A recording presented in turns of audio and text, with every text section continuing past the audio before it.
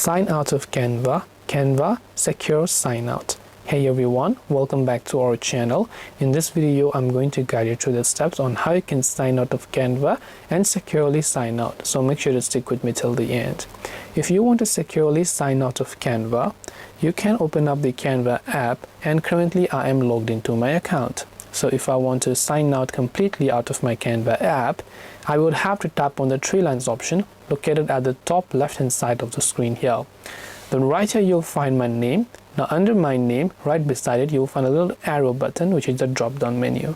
So tap on that little icon, and here you will see this information pop up. Now from here, if you look at the bottom left of the screen, at the very bottom you'll find the sign out button.